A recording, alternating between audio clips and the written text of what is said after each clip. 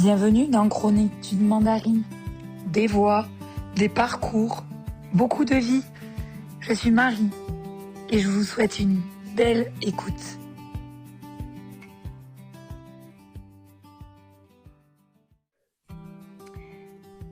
Aujourd'hui, pour ce premier épisode, j'ai inversé les rôles. J'ai décidé de moi aussi m'interviewer. Alors interviewer, j'ai juste témoigné, je ne me suis pas interviewée parce que là sinon ça allait faire quand même très bizarre. Ça allait parler à l'Alain Delon à la troisième personne et ça me mettait un peu mal à l'aise. Mais je vous ai parlé, témoigné. Donc j'ai dit 10 fois voilà parce que c'est dur pour moi de débuter comme ça. Mais j'ai essayé de parler au plus profond de mon âme et au plus profond de mon cœur pour vous servir ce que j'ai à vous dire. Et je vous souhaite une bonne écoute. Bonjour à tous. Donc j'ai préféré faire un podcast aussi qui parlait de moi parce que je me dis faire un podcast c'est cool. Vous allez vous dire elle est gentille la dame, mais on ne sait pas qui elle est, qu'est-ce qu'elle fait, et pourquoi elle a fait ce podcast. Donc moi, en quelques mots, je m'appelle Marie, j'ai 36 ans, je vis dans les Pyrénées-Atlantiques, pas très loin de Pau, et j'ai découvert que j'avais un gliome, alors pas un glioblastome, mais un gliome grade 3, qui se trouve dans ma petite tête au mois de janvier. Donc en janvier, j'ai découvert ça puisque ça faisait un mois que j'avais des grosses difficultés psychologiques, j'avais beaucoup de mal. J'avais un petit garçon d'1 an, donc je me disais que c'était peut-être lié, et un garçon de 5, donc je me suis toujours dit peut-être que c'est lié à ça. Eh bien non. Non, le médecin m'avait passé un IRM, et à l'IRM, on a découvert que j'avais un gliome qui poussait dans ma tête, donc une tumeur qui a été dit comme ça au démarrage. Voilà, et je l'ai appelé en fait chronique d'une mandarine, c'est pour une bonne raison.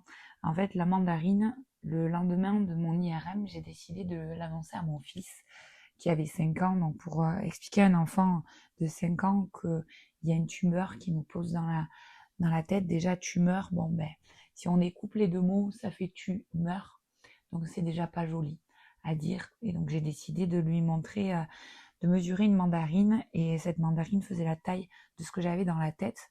Donc je lui ai expliqué, tu sais, voilà, mais maman dans sa tête elle a ça, et donc on va être obligé d'aller voir des docteurs pour savoir ce qu'ils vont en faire, et peut-être que ce docteur, eh bien on enlèvera cette mandarine de la tête de maman. Donc c'est pour ça que j'ai décidé de l'appeler comme ça, et juste après je l'ai appelé comme ça tout le long, parce que tumeur, même si vous le présentez aux gens, tumeur, ça fait toujours ce mot en deux.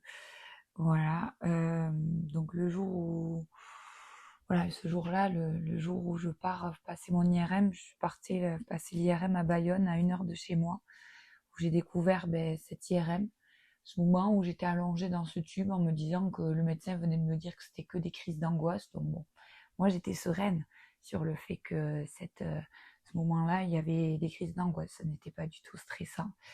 J'ai découvert dans ce tube que ce n'était pas que des crises d'angoisse, mais juste après, le médecin, je me suis assise juste après ce rendez-vous, et le médecin m'a appelée, il m'a assis, et j'ai vu mon cerveau. Et mon médecin, le médecin m'a dit, écoutez, j'ai appelé votre médecin généraliste, il vous attend à 18h45, il était 16h. Bon, ben voilà, installez-vous, je vais vous expliquer. Et il m'a tout expliqué, il m'a parlé de cancer, il m'a parlé de ça, que ça n'arrivait pas à un âge comme le mien, mais que ça se soignait, qu'il y avait des gens qui étaient contrôlés, et voilà. C'est vrai que c'est un coup de massue, et c'était dur.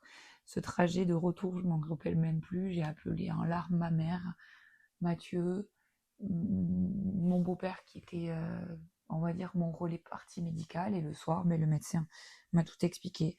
Il m'a parlé d'ALD.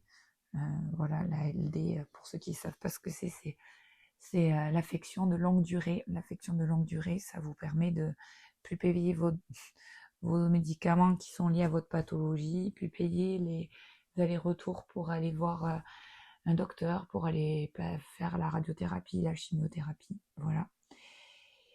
pour tout vous dire. C'était très dur cette journée-là, mais en direct, on m'a parlé de radio et de chimio, et à aucun moment j'ai pas entendu ces mots. Alors je sais pas pourquoi. Est-ce que vous avez toutes eu ça, et tous, parce que bon, je me dis toutes, mais j'espère qu'il y aura aussi des tous.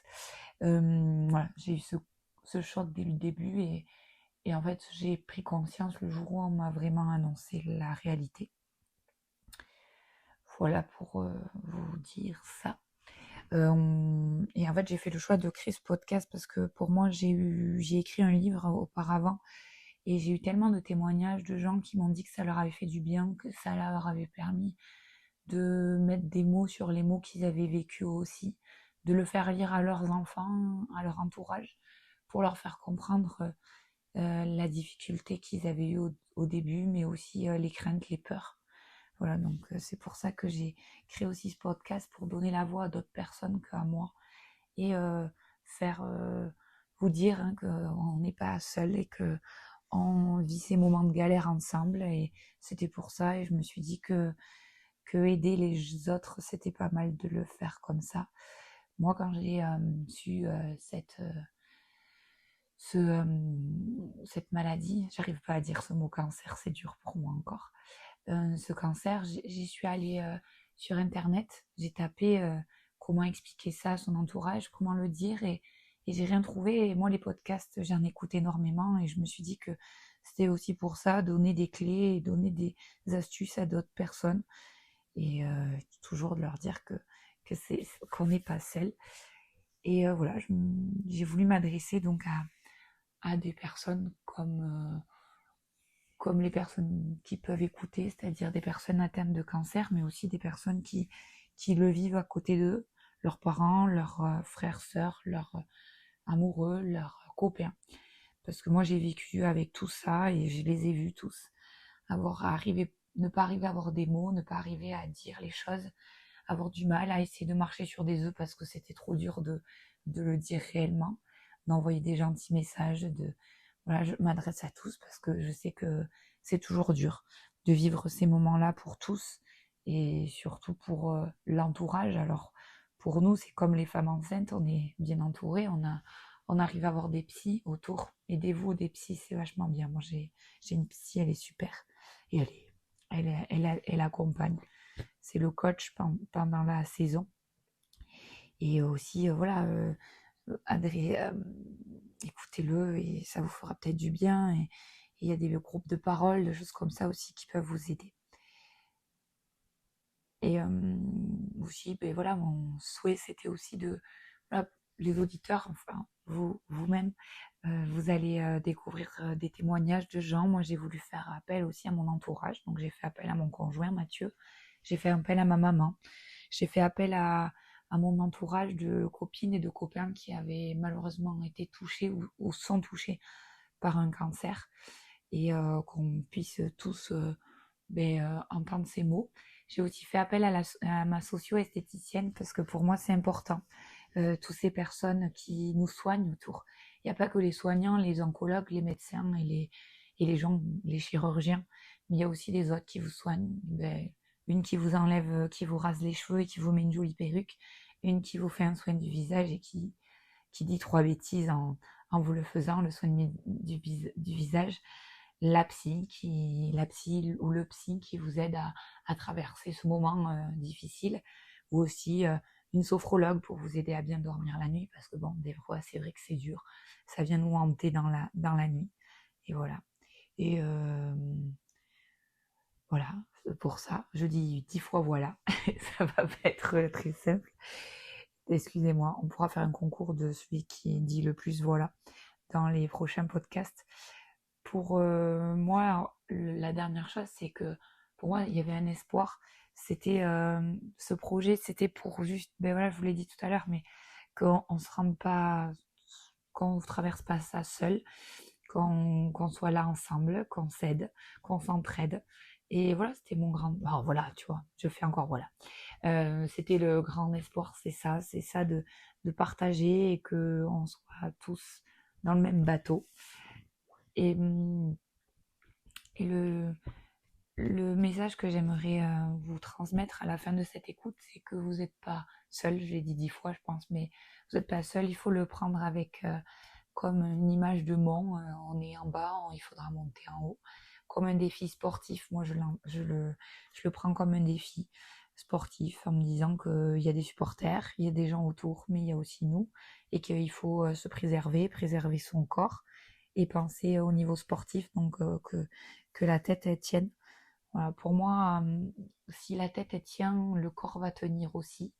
Et c'est pour ça que pour moi, un podcast, ça peut être bien aussi que vous vous sentiez bien en forme, qu'on rigole et qu'on fasse des blagues, et ça peut être cool aussi, parce que cette maladie, elle est pas cool, et qu'on rigole et profiter. Vous savez, moi, j'ai mon médecin, il m'a dit quelque chose, ma neurochirurgienne, quand même, a opéré, elle m'a dit quelque chose, elle m'a dit, continuez à vivre. Marchez, mais continuez à vivre. Donc voilà, continuez à vivre et continuez à traverser ce moment, même si c'est sûr que c'est pas cool. On est avec un turban, une perruque, ou plus de sourcils ou plus de cils, mais on continue à vivre, on continue à avoir des copains, on continue à vivre des choses avec nos enfants, nos conjoints, notre famille, nos amis, et aller continuer à manger au resto, à faire des choses, à voyager, parce que pour moi, continuer à vivre, c'est ça.